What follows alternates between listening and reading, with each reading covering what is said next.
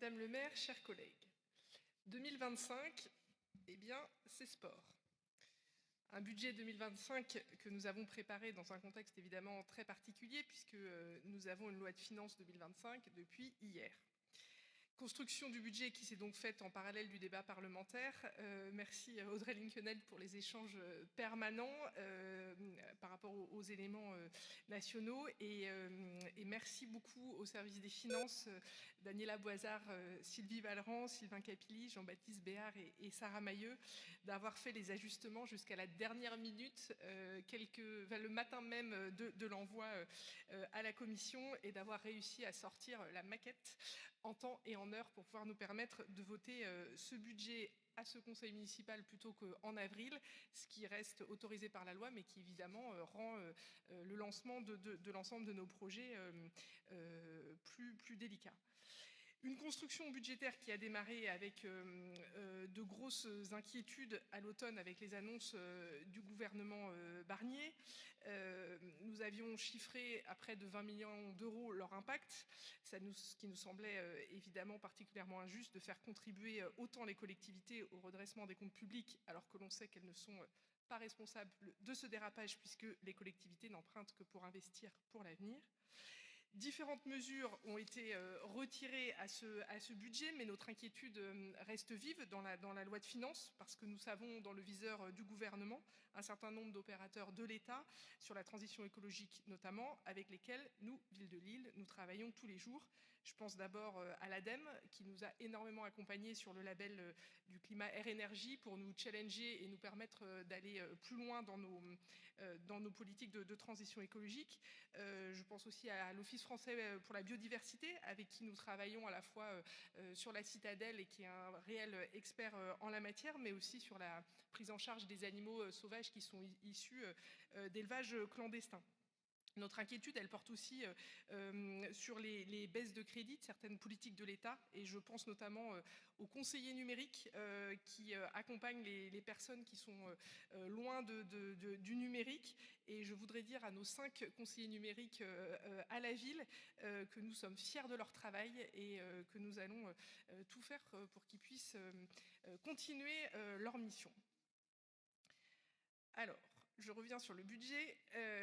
Une ponction qui avait été annoncée, donc un prélèvement sur les recettes des grandes collectivités, annoncé à 5 milliards, qui a été donc ramené à 2,2 milliards. Nous comprenons que la ville de Lille pourrait être épargnée, étant parmi les villes les plus pauvres comme bénéficiaires de la DSU cible. Point de ponction donc dans ce budget 2025, même si là encore nous attendons la confirmation, mais c'est l'hypothèse qui est dans ce budget.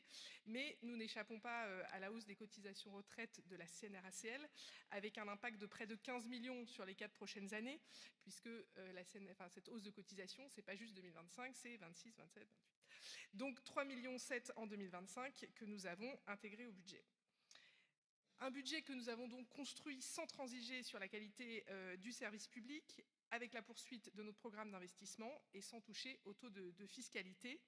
Donc 426 millions d'euros de dépenses de fonctionnement dans ce budget.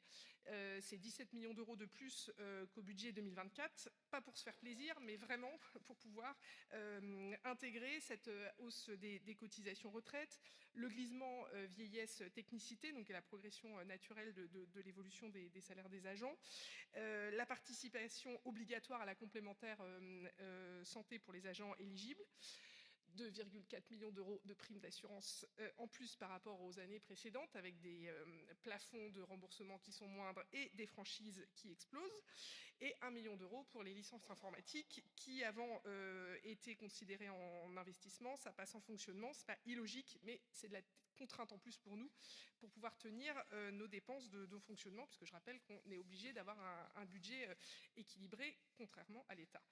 Voilà, il a donc fallu travailler pour être au plus juste, faire des choix et vraiment je voudrais remercier tous les collègues pour nos multiples échanges, remercier les directeurs généraux adjoints, le directeur général des services, les directeurs généraux des services de l'homme et l'EM pour leur travail difficile qui a permis d'aboutir à à cet équilibre et d'aller chercher ligne à ligne pour pouvoir optimiser et prioriser et sortir ce budget sans renoncer à l'essentiel. Donc dans ce budget, l'éducation reste le premier poste de dépense en fonctionnement avec 22%, suivi des politiques de proximité et de solidarité pour 15%. Je vais pas rentrer dans le détail de l'ensemble des mesures, mais tout ce qui nous tient à cœur est essentiel. Je pense aux fournitures des scolaires pour les enfants. Je pense au bio et au local à la cantine, mais également au plan de lutte contre les exclusions. Voilà, on a vraiment aux dépenses d'entretien des espaces verts, à toutes les subventions évidemment aux associations qu'on a réussi à maintenir à 25,8 millions. Il a fallu batailler pour pouvoir trouver cet équilibre, mais il est là et je crois qu'il préserve l'essentiel. Nous poursuivons également notre programme d'investissement avec 135 millions d'euros au budget. Et 2025, eh bien, c'est sport, puisque pour la première fois depuis longtemps, le sport devient le premier budget en investissement de la ville, avec 31 millions d'euros. Nous finissons donc la construction de la salle de sport Saint-Sauveur, mais surtout, nous démarrons la construction de 2 nouvelles piscines, et Dieu sait qu'on en a besoin.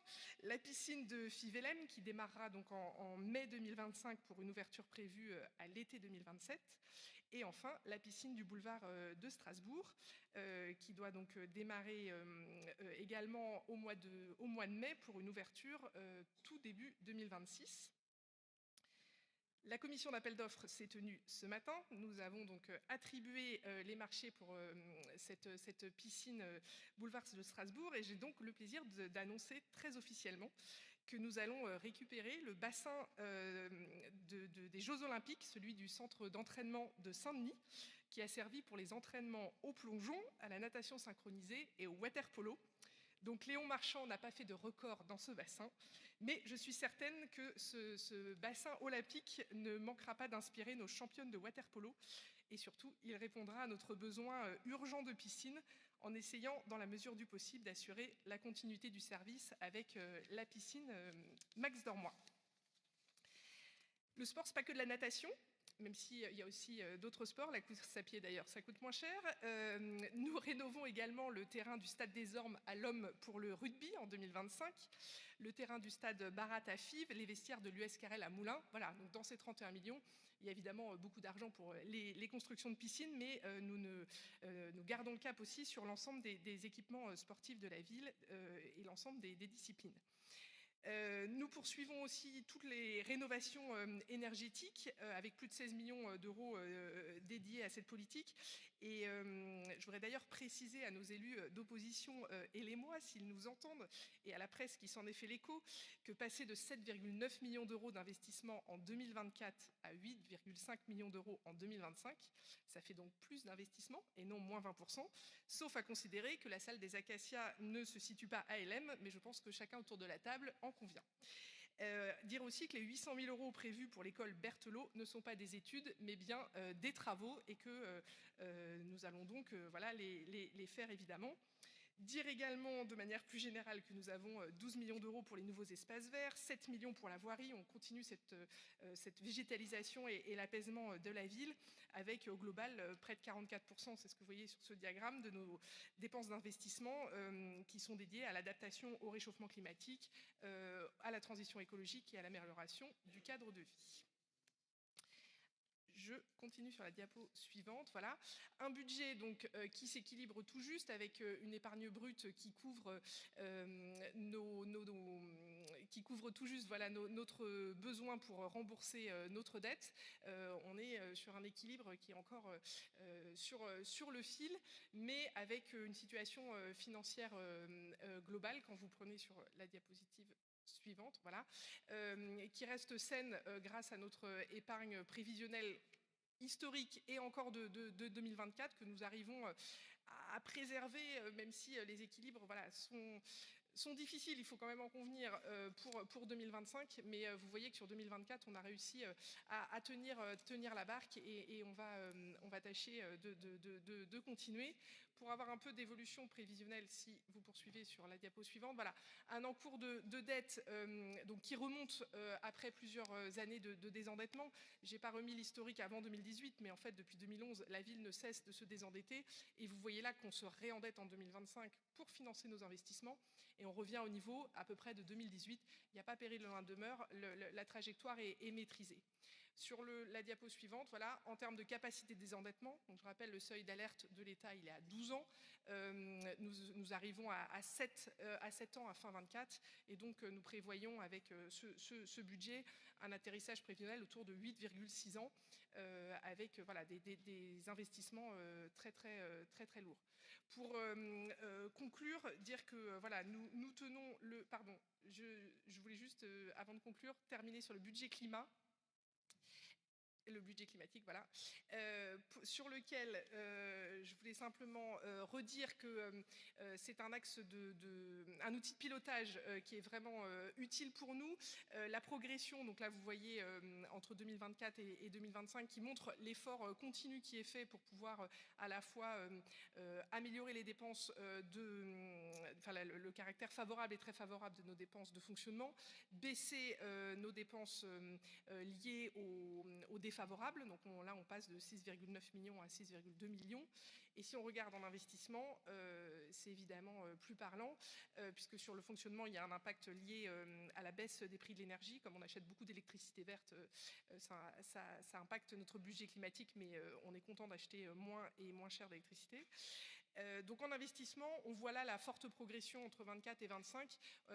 On passe de 58 millions d'euros en favorable et très favorable à plus de 71 millions d'euros d'investissement. Ça montre notre trajectoire et on divise par deux nos investissements à caractère défavorable avec un travail permanent sur à la fois les achats de mobilier, informatique, de véhicules pour pouvoir réduire vraiment l'impact carbone de nos achats, ce que nous travaillons avec Estelle Rod de façon très précise. Voilà, j'en ai terminé. Merci pour votre attention.